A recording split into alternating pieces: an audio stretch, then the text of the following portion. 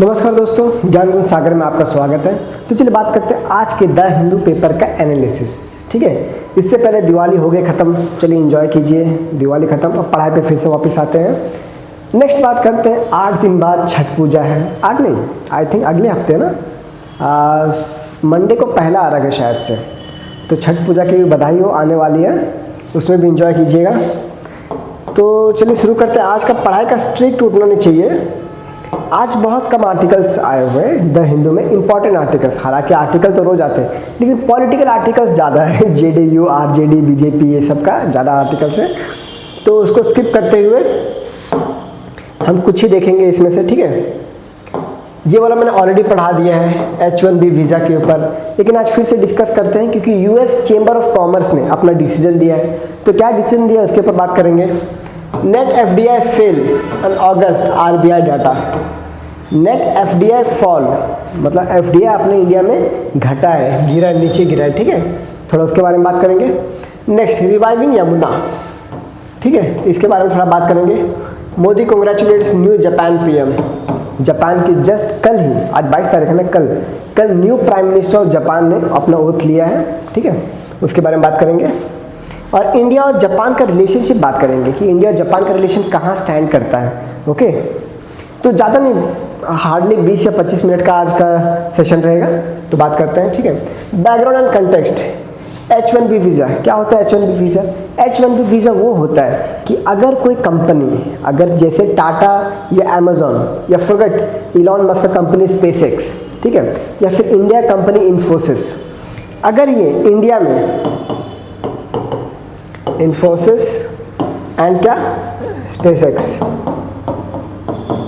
ठीक है, अगर ये चाहते हैं कि इंडियंस या कहीं कहीं फॉरेनर्स इनके कंपनी यानी कि अमेरिका में काम करें, तो इन कंपनीज को यूएस के गवर्नमेंट को $1 लाख एज अ फी देना पड़ेगा। ठीक है, एज अ फी देना पड़ेगा। तो उसी के ऊपर थोड़ा क्लैरिटी की है कि ये फीस कैसे देना पड़ेगा। ठीक है, इसके आगे और भी वीज़ा सिस्टम है, थोड़ा उसके ऊपर डिस्कस करेंगे, लेकिन फिलहाल इसके ऊपर देख लेते हैं। Okay, excuse me guys, voice थोड़ा क्लियर नहीं आ रही क्या। हाँ, अभी शायद से क्लियर होगा मे बी। सो ये होता है। ठीक है, तो इनको 1 लाख ऐसा देना पड़ेगा फी। तो अभी यूएस चेंबर ऑफ कॉमर्स ने इनको बताया है, क्लेरिफाई किया है कि ये कब देना है, कब से लागू होगा, किन के लिए लागू होगा। ठीक है, यूएस गवर्नमेंट ने क्लेरिफाई किया है यूएस चेंबर ऑफ कॉमर्स के सामने। ठीक है, तो ये आज का न्यूज़ था। ठीक है, तो इसमें कितने बेनिफिशियरी है। F1 स्टूडेंट, देखिए बहुत से टाइप के वीज़ा होते हैं। F1 वीज़ा भी होता है जो कि स्टूडेंट्स के लिए होता है। L1 वीज़ा होता है, उसके बारे में बात करेंगे, टाइप्स ऑफ वीज़ास के बारे में बात करेंगे। ठीक है, तो new 1 lakh fee will not be apply to, किसके ऊपर अप्लाई नहीं होगा। Application for change of status, for example F1 student switching to H1B visa. ठीक है, जैसे फॉर एग्जांपल जो स्टूडेंट्स हैं वहाँ पे, अगर उनको वहीं पे SpaceX ने काम पे रख लिया, वो स्टूडेंट वीज़ा किस पे जाते हैं, F1B वीज़ा पे, जो USA जाते हैं ऐसे जॉब की तलाश में। ठीक है, तो जो USA जाते हैं ऐसा फॉर एजुकेशन। ठीक है, एजुकेशन, वहाँ पे अच्छे खासी पढ़ाई किए, मैसाचुसेट्स इंस्टीट्यूट में पढ़ाई किए और वहीं SpaceX में काम लगे, तो उनका जो वीज़ा है F1 से क्या हो जाएगा, H1 हो जाएगा, H1B हो जाएगा। क्यों, क्योंकि वो जो कंपनी है वो बाहर की या फिर इंडियन को या फिर किसी और को वहाँ पे जॉब पे रिक्रूट कर रहा है। ठीक है, तो उनके ऊपर लागू नहीं होगा। इनका जो वीज़ा का फ़ी है ये इतना ही रहेगा, $2000 के आस से $5000 के बीच में रहेगा। ठीक है, नेक्स्ट किसके ऊपर लागू नहीं होगा, अमेंडमेंट टू करंट वीज़ास। हाँ, जो अभी current visa, extension to stay of those already in US. हाँ, और जो ऑलरेडी यूएस में है पहले से, जिनके जो H1B वीज़ा के हैं उनके ऊपर भी लागू नहीं होगा। ये किन के लिए है, जो नए पब्लिक आए हुए हैं उनके लिए। फॉर एग्जांपल 21 सितंबर के बाद से अगर कोई कंपनी रिक्रूट कर रहा है तो उनके ऊपर लगा, अगर इससे एक दिन पहले भी रिक्रूट किया है तो उनके ऊपर कौन सा वीज़ा लागू होगा, ये वाला 2000 से 5000 के बीच में। ओके, और एक और इसमें खास बात है कि ये वन टाइम फी है, $1,00,000 ये वन टाइम फी है। और मेजरली कितने साल के लिए रहते हैं? 4 साल के लिए रहते हैं, या कुछ लोग बहुत सालों तक रहते हैं, अदरवाइज 4 से 5 साल 10 साल वहाँ रहते हैं, फिर वापस इंडिया आ जाते हैं, ठीक है। द एग्जिस्टिंग वीज़ा होल्डर, जिनके पास ऑलरेडी H-1B वीज़ा है, and those currently residing working in the US are exempted. तो ये क्लैरिफिकेशन US गवर्नमेंट ने US चेंबर ऑफ कॉमर्स ने जो कंप्लेन किया ना, तो US कोर्ट ने दिया है। किसने दिया है?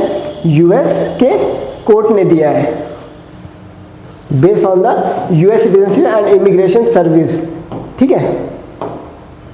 Next, holder travel freely in and out of the US। Current H-1B visa holder जिनके पास ऑलरेडी है, ये अमेरिका आ जाए या अमेरिका में कहीं भी फ्रीली घूम सकते हैं, ठीक है। The proclamation does not restrict mobility for those who already possess valid H-1B visa status। जो 21 सितंबर से पहले से हैं उनके ऊपर ये लागू नहीं होता है, ठीक है। 21 सितंबर 2025 के अगर बाद से किसी ने H-1B वीज़ा से US कंपनी में काम कर रहे हैं, उनके ऊपर लागू होगा, okay. The clarification bring major relief to international students, okay, specially F-1B visa लेके H-1B वीज़ा में कन्वर्ट हो सकते हैं और वहाँ के ऑफिस में स्पेसएक्स में काम कर सकते हैं। स्पेसएक्स हो गया, बहुत से कंपनी है, ठीक है, स्पेसएक्स हो गया, अमेजोन हो गया, okay. Student visa planning to switch H-1B 37.1% 2024 of new H-1B beneficiaries were previously F-1B visa holders. मैं देख रहे हो 37% जो H-1B वीज़ा कन्वर्ट हुए वो क्या थे पहले? F-1 visa. मतलब इतने स्टूडेंट थे जिनको वहीं पे नौकरी लग गई।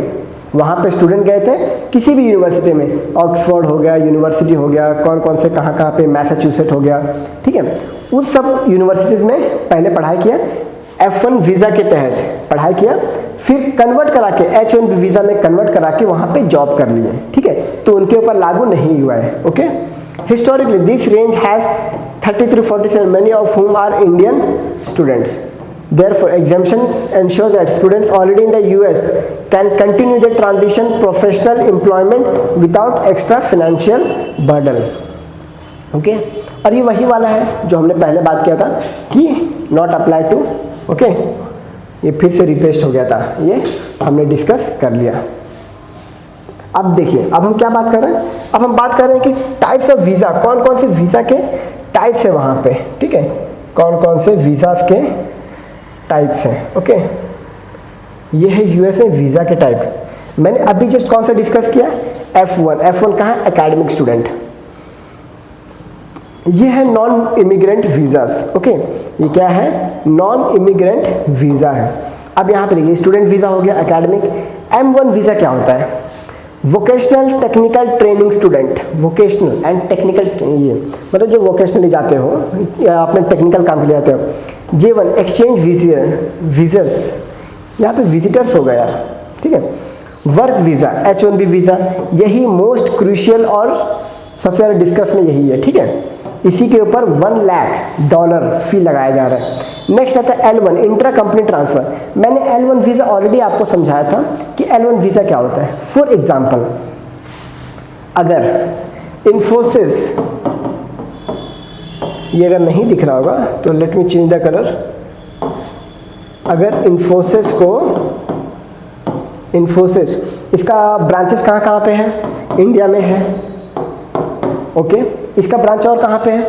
USA में है। तो अगर डायरेक्टली इसने इंडिया से रिक्रूट किया और US के कंपनी में डाल दिया तो कौन से वीज़ा के तहत जाएगा? H-1 वीज़ा के तहत जाएगा। कौन से वीज़ा के तहत? H-1B visa. लेकिन अगर इसको लूप होल इस्तेमाल करना है, ये L-1 वीज़ा यूज़ करेगा, ठीक है, L-1 वीज़ा यूज़ करेगा। L-1 वीज़ा में क्या करेगा? पहले ये L-1 वीज़ा में L-1, बस L-1, इसमें क्या करेगा? इन्फोसिस जो है ये पहले 3 साल के लिए अपने बहुत ही टैलेंटेड, मतलब जिसको न्यूली रिक्रूट किया है, उसको पहले 3 साल अपने इंडिया के ब्रांच में रखेगा काम करने के लिए। उसके बाद उसको यहाँ पे ट्रांसफ़र कर देगा सेम L-1 वीज़ा के तहत। ये है L-1, ये है H-1B वीज़ा का लूप होल। अगर किसी को $1,00,000 देने से बचना है तो ये L-1 वीज़ा यूज़ कर सकता है। ठीक है। O1 individual with extra ordinary ability. Extra ordinary ability क्या है, मतलब बेसिकली वो लोग जाते हो जो अपने रामानुजन जो थे वो गए हो, या फिर कोई बड़े साइंटिस्ट गए हो यहाँ से, तो इनके लिए extra ordinary ability. Visitors visa, B1 business visitor, ये विजिटर्स के लिए जो बिजनेस अगर अंबानी जाता हो, ठीक है। ये tourist visa V2, tourist people visiting family, medical treatment के लिए अगर जाते हो। हालांकि मेडिकल ट्रीटमेंट के लिए अमेरिका से लोग इंडिया आते हैं, स्पेशली किसके लिए, आँखों के लिए, ठीक है। Next, medical and humanitarian visas, U visa for crime victims, अगर किसी ने वहाँ पे क्राइम किया हो या यहाँ पे क्राइम किया हो तो ले जाने के लिए भी वीज़ा लगता है। T visa for victim human trafficking, ठीक है। नेक्स्ट बात करते हैं, ये है US chamber of commerce welcome the clarification but criticise 1 lakh fee overall, they are with violation current immigration law, immigration and nationality act, ठीक है, ओवरराइड एग्जिस्टिंग प्रोवाइड। ये जो लॉ है इमिग्रेशन एंड नेशनलिटी एक्ट, ये ऑलरेडी वीज़ास पे काम करता है, ये ऑलरेडी किसका वीज़ा कितना होगा ये डिफाइन करता है। इसको ओवरराइड करते हुए प्रेसिडेंट ट्रंप ने वीज़ा लगा दिया, वीज़ा पे फी बढ़ा दिया, ठीक है। तो वही US chamber of commerce criticise कर रही है कि उसने, ट्रंप ने अपने पावर का गलत इस्तेमाल किया है। कौन सा पावर, एक 1962 का एक्ट है, यूएस का 1962 का एक्ट है, नेशनलिटी एक्ट, ठीक है। उसी के तहत प्रेसिडेंट को एक्स्ट्रा पावर मिल जाता है किसी चीज़ को, फॉर एग्जांपल टैरिफ लगाने के लिए, फी बढ़ाने के लिए, ये एक्स्ट्रा पावर देती है, ठीक है। ये वाला एक्ट 1962 का है, ओके।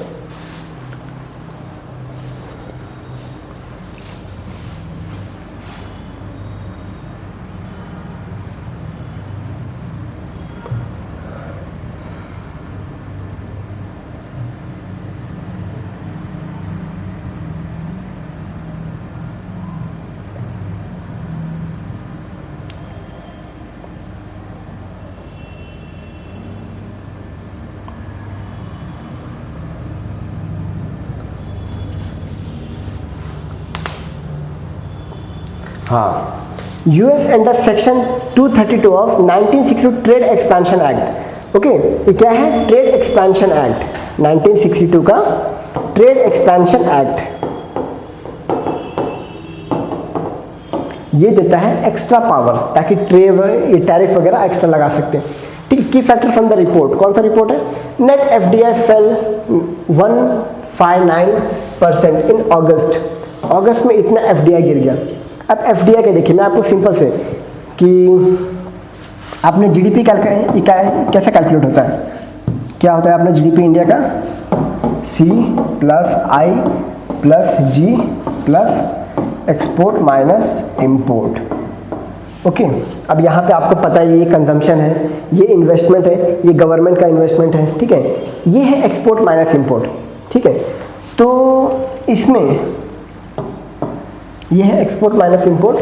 तो अभी जो बात हो रही है, ये बात हो रही है एफडीआई की। एफडीआई किस में आता है अपना, ये आएगा अपना इन्वेस्टमेंट में। इन्वेस्टमेंट किसका, गवर्नमेंट का, बाहर का, कहाँ का इन्वेस्टमेंट, कहीं का भी इन्वेस्टमेंट, इंडियन का इन्वेस्टमेंट, बाहर का इन्वेस्टमेंट, ठीक है। ये है इन्वेस्टमेंट, ये है कंजम्पशन, ये मेजरली 65% के आसपास रहता है, ये है इन्वेस्टमेंट, ठीक है। इन्वेस्टमेंट बाहर का हो या अंदर का हो, ये वाला नेगेटिव पॉजिटिव हो सकता है कि इन्वेस्टमेंट आया है या इन्वेस्टमेंट गया है, ठीक है। तो उस बेसिस पे हम एफडीआई को देखते हैं। एफडीआई बेसिकली अपना कैपिटल अकाउंट में आता है। बैलेंस ऑफ पेमेंट का एक अकाउंट होता है, करंट अकाउंट और कैपिटल अकाउंट। तो एफडीआई, एफपीआई, ये सब कैपिटल अकाउंट में आता है, ठीक है। तो देखिए इंडिया से अभी बहुत से एफडीआई बाहर गया है, ठीक है। तो इसके पीछे कारण क्या है बाहर जाने का, कारण मैंने बाद में बताए हुए हैं। तो पहले समझिए एफडीआई क्या होता है। एफडीआई अगर लॉन्ग टर्म के लिए कोई कंपनी इंडिया में इन्वेस्ट कर रही हो, इंडिया में अगर इन्वेस्ट कर रही हो लॉन्ग टर्म के लिए, तो वो एफडीआई कहलाता है। अगर शॉर्ट टर्म के लिए कर रहा है, ठीक है, वो क्या कहलाता है, FPI, foreign portfolio investment, foreign portfolio investment. FDI में क्या रहता है, वो मशीन लेके आएगा, यहाँ के लेबर को काम देगा, लेबर लोकल लेबर, ठीक है, लोकल लेबर रहेगा। ये मशीन या टेक्नोलॉजी लेके आएगा, क्या लेके आएगा, कैपिटल लेके आएगा, पैसा भी लेके आएगा बाहर से, ये एफडीआई में आता है। एफपीआई में क्या आता है, सिर्फ कैपिटल लेके आएगा, ओनली कैपिटल, वो भी किसी भी कंपनी में सिर्फ इन्वेस्ट कर देगा। जैसे कैपिटल लेके आया, टाटा में इन्वेस्ट कर दिया, ठीक है, टाटा में इन्वेस्ट किया, नहीं तो इन्फोसिस में किया, ठीक है, ये सब कंपनी, ये होता है एफडीआई एफपीआई। तो जो एफडीआई है मतलब बहुत से कंपनी अपना मशीन, लेबर और कैपिटल, लेबर तो वही करेगा और कैपिटल लेके बाहर देश गए अपने इंडिया से। कारण क्या है, ये देखिए अभी अगस्त में, लेकिन ये सिर्फ अगस्त का डेटा है, ठीक है, इससे पहले लॉन्ग टर्म में अपने इंडिया में एफडीआई बढ़ा हुआ है, ठीक है, लॉन्ग टर्म में एफडीआई बढ़ा हुआ है। Understanding the concept, foreign direct investment from foreign entities into Indian companies, projects, sectors typically involve ownership, management and control। ये मैंने आपको ऑलरेडी बता दिया। FDI foreign direct investment, foreign company यहाँ पे इन्वेस्ट कर रहे हैं, ठीक है, और यहाँ से ये हो गया फॉरेन इनफ्लो। फॉरेन आउटफ्लो क्या होगा, अगर फॉरेन कंपनीज बाहर चले जा रहे हैं या फिर इंडियन कंपनीज बाहर चले जा रहे हैं तो ये एफडीआई आउटफ्लो हो गया, ठीक है। Total capital entering India through foreign investor, repatriated disinvestment, money taken out by foreign firms from Indian and Indian companies investing abroad, मतलब वो बाहर इन्वेस्ट कर रहे हैं। इसके पीछे देखिए net FDI inflow minus outflow, कितना आया वो माइनस कितना गया। फॉर एग्जांपल अगर हमें एफडीआई कितने का आया है, एफडीआई 1500 का आया है, 1500, ठीक है, गया कितना, आउटफ्लो कितना हुआ, 1000 हुआ, तो कितना, सिंपल कैलकुलेशन, 500 क्या हुआ, नेट एफडीआई मतलब पॉजिटिव में आया, ठीक है। When outflow is more than inflow the net FDI return is negative, और यही हुआ है अपना ये जुलाई में, सॉरी नॉट जुलाई, इन अगस्त में यही हुआ है, ज़्यादा एफडीआई बाहर गए। अब इसके पीछे कारण क्या है एफडीआई के बाहर जाने का, ठीक है, टाइट ग्लोबल लिक्विडिटी और यूएस में इंटरेस्ट रेट बढ़ना। फॉर एग्जांपल यूएस का अगर इंटरेस्ट रेट बढ़ गया मतलब वो ज़्यादा यील्ड देगा, मतलब वो ज़्यादा इंटरेस्ट देगा। अगर मैं आपके कंपनी में ये इन्वेस्ट कर रहा हूँ, आप मुझे 2 रुपये दे रहे हो, ठीक है, और मैं यहीं पे अमेरिका कंपनी में इन्वेस्ट कर रहा हूँ, ये मुझे 3 रुपये दे रहा है, तो मैं कहाँ पे इन्वेस्ट करूँगा, 3 रुपये वाले के पास ना। तो वही हुआ है, high US interest rate made it more profitable to invest, ठीक है। Geopolitical uncertainty, Middle East, Ukraine, trade tension create risk aversion among global invest. अभी दुनिया चिंतित में है कि हर जगह पे तो क्राइसिस चल रहा है, ठीक है। यूएस एक स्टेबल इकोनॉमी है, यूएस हो गया, चाइना हो गया, ये सब स्टेबल इकोनॉमीज है, ठीक है। तो मेजरली यहाँ पे कंपनीज इन्वेस्ट करना पसंद करते हैं। यूएस में क्यों पसंद करते हैं, यूएस में इसलिए पसंद करते हैं क्योंकि यूएस देखिए ग्लोबली यूएस का डॉलर सबसे ज़्यादा चलता है, मतलब वहाँ पे चांसेस बहुत कम है कि डॉलर का वैल्यू गिर जाए। अभी कितना है, अभी समथिंग अराउंड इंडिया का जो है ना 87 पॉइंट समथिंग, चेक कर लेते हैं रियलिटी क्या है। यूएस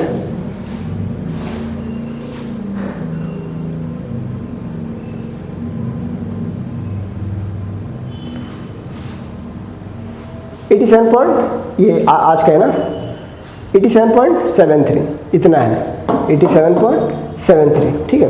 तो यूएस का जो डॉलर है ये मेजरली क्या है, स्टेबल इकोनॉमी है। स्टेबल इकोनॉमी मतलब ये इन्फ्लेशन से बहुत कम इम्पैक्ट होता है, ठीक है। तो इसीलिए मेजरली कंपनीज चाहती वहाँ पे इन्वेस्ट करने के लिए, ओके। तो डोमेस्टिक और इकोनॉमिक फैक्टर है, ये हो गया इंटरनेशनल फैक्टर। डोमेस्टिक क्या हुआ, रुपी डेप्रिसिएशन होके इतना हो गया, मतलब $1 इतना हो गया, ठीक है। इन्फ्लेशनरी प्रेशर इन इंडिया में have raised concern about return on investment, regulatory uncertainty, certain sector like digital trade and data localisation.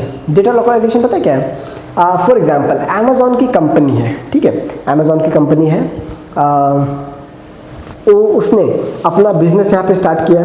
अब आप जो डेटा इनपुट कर रहे हो उसमें, आप जो डिलीवरी का डेट डाल रहे हो, डिलीवरी का टाइम डाल रहे हो, या अपना पर्सनल इन्फॉर्मेशन दे रहे हो, ठीक है, कि मेरा नाम ये है, समथिंग डेट ऑफ बर्थ, ये डेटा कहाँ चला जाता है, यूएस चला जाता है, ठीक है। तो वो लोग बोलते चलो सबका डेटा हमारे पास, लेकिन यहाँ पे गवर्नमेंट बोलते कि डेटा यहीं रखो, यूएस ले जाने की ज़रूरत नहीं है। तो इस वजह से बहुत से कंपनीज यहाँ पे बोलते कि नहीं यार अभी डेटा ले जाना नहीं जा रहे, यहीं पे हमें अपना कंपनी खोलना पड़ेगा, डेटा लोकलाइजेशन का यहीं पे कंट्रोल करना पड़ेगा, ज़्यादा खर्चा बढ़ जाएगा, इसीलिए ये भी कारण है जाने का, ठीक है। And e commerce deterred short term foreign commitment, profit repatriation by MNCs, multinational company. Profit repatriation क्या होता है पता है? वही मतलब जो कंपनी, फॉर एग्जांपल अमेजोन को लेता हूँ, अमेजोन ने यहाँ पे प्रॉफिट कमाया और पूरा पैसा ले गया, ठीक है। जैसे हमारा कंपनी रेमिटेंस आता है ना, बाहर देश से कोई बंदा वहाँ पे कमाया, घर भेजा पैसे, तो कंपनी यहाँ पे पैसा कमाया, घर भेजा पैसे, अपना यूएस पैसे भेजे। तो वही operating in India specially in IT, pharma and auto sector, increase capital outflow, ये अपना पैसा घर लेके गया, ज़्यादातर प्रॉफिट लेके गया, ठीक है। Base effect, FDI inflow August 2024 were unusually high. FDI inflow की बात हो रहा है, आउटफ्लो की नहीं बात हो रहा है। Making total fall appear sharper in comparison, ठीक है। इट्स अ शॉर्ट एनोमली, ये मतलब कम समय के लिए हुआ है, आगे चल के एफडीआई और बढ़ सकता है अपने इसमें, ठीक है। Not a structural decline, while monthly volatility reflects global capital flow, profit रिपेंड the strong cumulative growth points continuing foreign confidence, ठीक है। अब ये वही डेटा है जो हमने पढ़ा अगस्त 2025 में 6 बिलियन, जुलाई 2025 में, जुलाई के बाद अगस्त 11 बिलियन, तो यही बताया है कि अगस्त में 8.7 बिलियन का ये हुआ है। तो मंथ ऑन मंथ गिरा है, मंथ ऑन मंथ गिरा है, लेकिन cumulative FDI 121% year on year, सालाना के हिसाब से ईयर ऑन ईयर बढ़ रहा है, स्ट्रॉन्ग रिकवरी, ठीक है। शार्प फॉल, मंथली फॉल हुआ है लेकिन ईयर ऑन ईयर बढ़ रहा है, ओके, यही था इसका। सो नेक्स्ट आर्टिकल, जापान की न्यू प्राइम मिनिस्टर आ चुकी है। Japan do not have president, Japan में कोई प्रेसिडेंट नहीं है, ठीक है।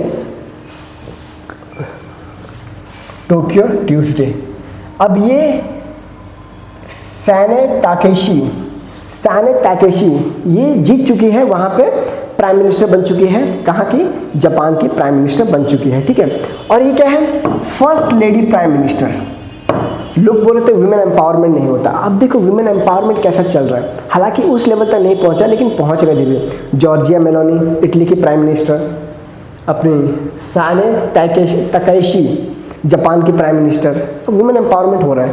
अपने इंडिया में भी Droupadi Murmu ji president of India, Narendra Modi congratulated, ये वही है मतलब, ठीक है। एशिया समिट में दोनों का मुलाकात हो गया, बात करेंगे और इंडिया और जापान का रिलेशनशिप बढ़ाएंगे, वही बात किया हुआ है। हिस्टोरिकल बैकग्राउंड, डिप्लोमेटिक 1952 में मतलब अच्छा डिप्लोमेसी शुरू हो गया था इंडिया और जापान के बीच में। इंडिया और जापान सिर्फ अभी से नहीं, कल्चरली बहुत पुराना हिस्ट्री शेयर करता है, बुद्धिज्म, ठीक है, शेयर करता है Buddhism. Prime minister Shinzo Abe's tenure 2012 से 20 often referred as a golden era of bilateral ties.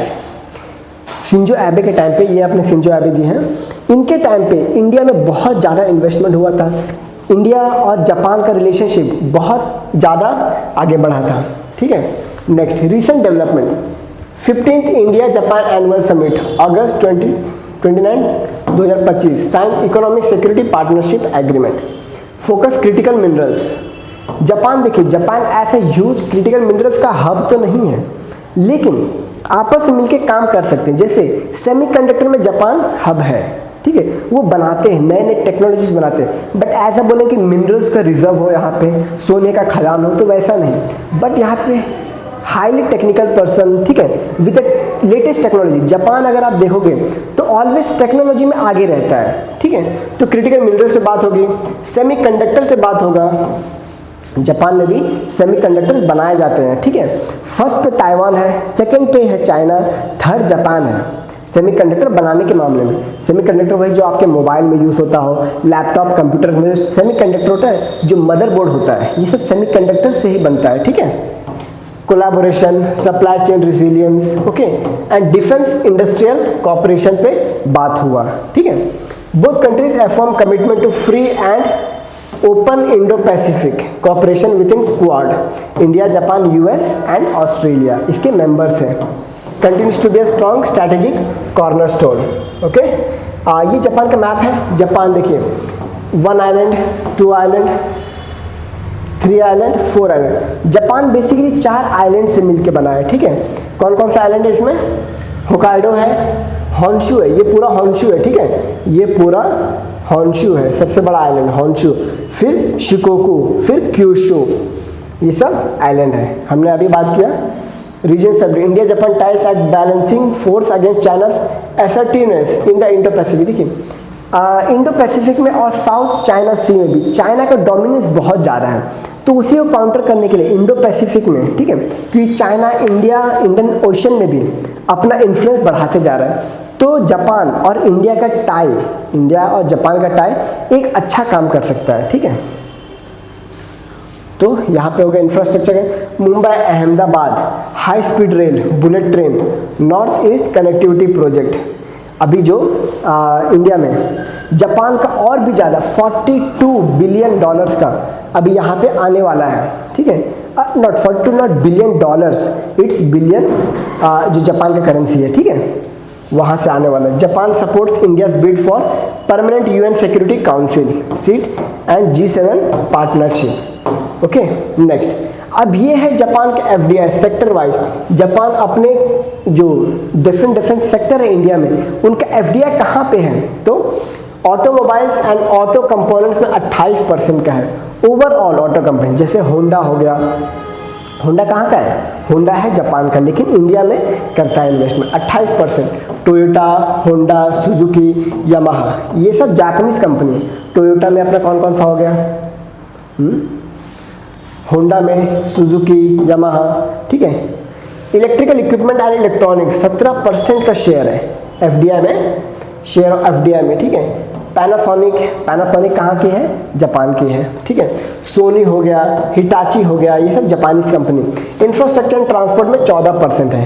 क्यों? क्योंकि देखिए जो दिल्ली का जो मेट्रोस है उसमें भी जापान के बहुत से योगदान है, ठीक है। Supported metro and rail project, जो ये मेट्रो की बात करिए, दिल्ली के मेट्रो की बात किया जा रहा है, ठीक है। केमिकल्स एंड फार्मा 10%, टकेडा, डाइसेल, मिटुबिशी केमिकल्स, ये सब जापानीज हमारे यहाँ पे इन्वेस्ट किए हैं। Renewable energy and green hydrogen 8%, ये थोड़ा कम है। मारुबेनी, जेरा, मिटुसी। IT एंड स्टार्टअप 6% है। सॉफ्ट बैंक, रेक्यूटिन, NEC, हालांकि इनका प्रेजेंस थोड़ा कम है। टोटल क्यूमुलेटिव USD 41 बिलियन का इन्वेस्टमेंट सिर्फ किया, और आगे और आने वाले हैं, जिससे बुलेट ट्रेन होंगे, ठीक है। Japan India 5th largest FDI source. Okay, अब थोड़ा जापान का मैप देखते हैं, ठीक है, जो हमने बात किया था क्या, Honshu, Hokkaido, Kyushu and Shikoku. Over 6800 smaller island है। इतने सारे आइलैंड से 6000 छोटे छोटे, ये देखिए ये छोटे छोटे आइलैंड बहुत ज़्यादा है। ओके, सो नेक्स्ट बात करते हैं major mountains and physical features. देखिए जापान यहाँ पे आता है, जापान आता है रिंग ऑफ फायर में, ठीक है, पैसिफिक रिंग ऑफ फायर में, जहाँ पे मेजरली बहुत ज़्यादा अर्थक्वेक आने के चांस है। तो जापान ने अपना इंफ्रास्ट्रक्चर ऐसे बनाया, हालांकि हम यहाँ पे बहुत कम डिस्कस कर रहे हैं, ठीक है, अभी फिलहाल बहुत कम डिस्कस कर रहे हैं क्योंकि आज वैसे आर्टिकल्स नहीं आए थे, लेकिन फिर भी जापान का फिजिकल मैप देख लेते हैं। ओके, माउंट फूजी, ये रहा माउंट फूजी, कितना है? Japan highest and most iconic peak and active stratovolcano. ये क्या है? स्ट्रैटोवोल्केनो है, ठीक है। There are different types of volcano, fissures volcano, stratovolcano, ठीक है, कंपोजिट वोल्केनो, बहुत से टाइप के वोल्केनोस होते हैं। जो अपना USA का हवाई में वोल्केनो, वो शील्ड वोल्केनो है। वो क्या है? शील्ड वोल्केनो, ठीक है। तो डिफरेंट टाइप्स ऑफ वोल्केनोस होते हैं। मैंने वोल्केनोस के ऊपर एक ऑलरेडी वीडियो डाला हुआ है, आप वो देख सकते हो, ठीक है। जापानीज एल्प्स, ये है जापानीज एल्प्स, ठीक है, ये माउंटेनियस रीजन है, ठीक है। सीरीज ऑफ माउंटेन रेंजेस, हिडा, किसो, अकाइशी, होन्शु आइलैंड, ये होन्शु आइलैंड में, ये पूरा क्या, ये पूरा होन्शु आइलैंड है, ये दूसरा है, ठीक है। Mount Haku, mount Tateyama, sacred peaks of central Japan, part 3 holy mountain. Volcanic arc, Japan lies on the Pacific ring of fire, prone earthquake and volcanic activity. Rivers कौन से जापान में? Shinano river, Tone river, Ishikari, short fast flowing river used for hydro electricity power, plains, Kanto plain, Tokyo region, major industrial and urban hub. Okay, next ये Japan का थोड़ा map है, आप देख सकते हो। ये कौन सा है? शिकोकू आइलैंड, ये है क्यूशु आइलैंड, होकाइडो सबसे ऊपर, next Honshu island. Okay, sea of Japan, east China sea, ठीक है, ईस्ट चाइना सी, उसके नीचे साउथ चाइना सी आते हैं। ये ryukyu आइलैंड्स है, ये क्या है? ryukyu island. यूपीएससी ने 2022 में क्वेश्चन पूछा था। यहाँ पे ये देखिए, यहाँ पे एक आइलैंड है, ठीक है, उस आइलैंड का नाम क्या है? Senkaku island, Senkaku island. तो यूपीएससी ने पूछा कि सेनकाकू आइलैंड कौन कौन से कंट्री के बीच में ये डिस्प्यूट है, ठीक है, ऐसे पूछा था कि सेनकाकू आइलैंड किस लिए न्यूज़ में है। तो सेनकाकू आइलैंड न्यूज़ में इसलिए है क्योंकि जापान और चाइना के बीच में हमेशा डिस्प्यूट का ये बना रहता है, ठीक है, सेनकाकू आइलैंड। तो यहीं पे है Senkaku island. Okay, next, Sabarimala में सोने की चोरी हुई। अब किसने किया? मंदिर में चोरी कौन कर रहा है? Kerala high court on Tuesday directed special investigation team probing the Sabarimala gold theft case. Sabarimala में मंदिर में चोरी हो रहा है यार। Sabarimala is a prominent Hindu pilgrimage Kerala dedicated to lord Ayyappa, a celebrate deity. ये दिख रहा है ना कि छोटा है, थोड़ा बड़ा कर लेता हूँ। Okay, A major point analysis of the temple controversial restriction entry of women age 10 से 50 साल की वुमेन यहाँ पे नहीं जा सकती। सबरीमला ऐसा टेम्पल है जहाँ पे लॉर्ड अयप्पा एक सेलिब्रेट थे, मतलब ब्रह्मचारी, ठीक है, ब्रह्मचारी थे। तो उनका मानना है कि कोई भी 10 से 50 साल के बीच में औरतें जो हैं, जो अपने मेंस्ट्रुअल फेज में रहते हैं, ठीक है, मेंस्ट्रुअल फेज, वो औरतें यहाँ नहीं आ सकती, मेरे मंदिर में नहीं आ सकती, ठीक है। इसके ऊपर सुप्रीम कोर्ट ने जजमेंट दिया है कि ये राइट टू वायलेशन है, ठीक है, राइट टू फ्रीडम, ये राइट टू इक्वालिटी का वायलेशन है। तो अभी फिलहाल उसमें थोड़ा जाने वाने का ये है, ठीक है। तो बेसिकली क्यों जाना यार, सीरियसली, अगर किसी डीटी का अपना खुद का ये है कि नहीं आना है, ये है, तो क्यों जाना? बहुत से टेम्पल वहाँ जाओ दर्शन करने के लिए, ठीक है। बट सुप्रीम कोर्ट ने बोला तो मैं क्या बोल सकता हूँ यार। Violating fundamental right which was ruled unconstitutional by the supreme court of India 2028। इसी के ऊपर शायद से अपने जे साई दीपक जी ने या फिर रंगनाथन जी ने उन्होंने टिप्पणी दिया था कि किसी डीटी का अपना ये है तो उसका थोड़ा मान सम्मान रखो, ठीक है। Temple and pilgrimage deity, the temple dedicated to lord Ayyappa, a celebrate deity significant. The journey seen as a spiritual oasis for pilgrimage, sacred rituals that involves trekking to the temple. 18 holy steps है उसमें. Step leading to temple have symbolic significance. The first 17 representing human desires and 18 representing ultimate state of enlightenment. ठीक है, ये मैंने Google से copy किया, आप देख सकते हो। Celibacy, some believe that temple restriction for women based on deity's celibacy with the presence of women potentially seen as a distraction. The tradition of excluding women was challenged in the Kerala High Court 1991 और इसको supreme court ने 2018 में judgement दिया। अब next बात करते हैं यमुना नदी के ऊपर। देखिए, पहले हालांकि यमुना पे उतना ध्यान नहीं दिया जाता था, ठीक है, लेकिन अब यमुना पे ध्यान दे रहे हैं। CM brief PM on Chhath puja plans Yamuna cleanup. सोचो, बात तो हो रही, पहले तो बात भी नहीं होती थी, ठीक है। रिवाइविंग यमुना, ठीक है, invites tender 13 decentralised sewage treatment plants. अब यमुना की सफाई शुरू होगी। यमुना में अगले हफ्ते यहाँ पे ये छठ पूजा का आयोजन होगा।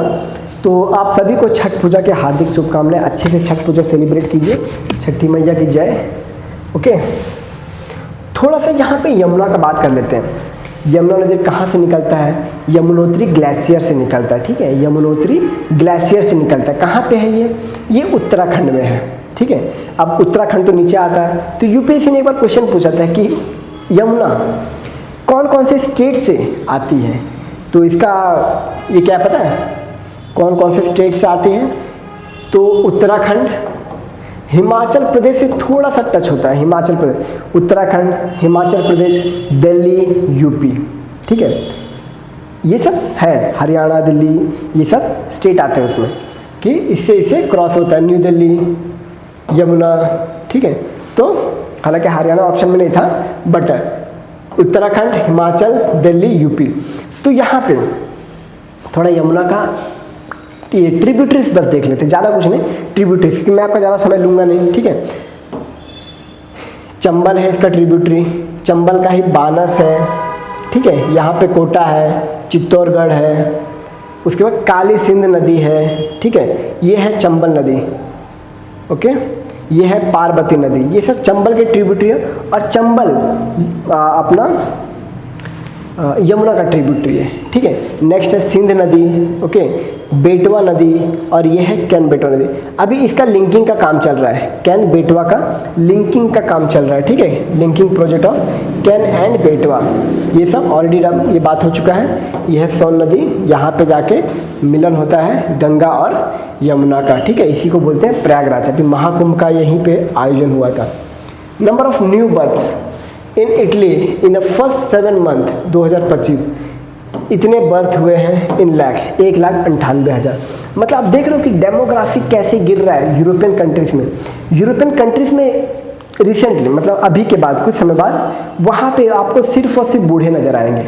मे बी हार्डली 50 साल बाद, 2026 आने वाला है, तो मेजरली 2036 तक, 2036 या 2040 तक आपको यूरोप हो गया, जापान हो गया, इधर मेजरली आपको बूढ़े लोग सिर्फ ज़्यादा नजर आएंगे, एज 50 अबव मेजोरिटी ऑफ लोग आप, क्योंकि यहाँ पे जो बर्थ रेट है ना वो डिक्लाइन हुआ है, बर्थ रेट डिक्लाइन हुआ है, यहाँ पे बहुत कम बर्थ रेट हुआ है, ओके।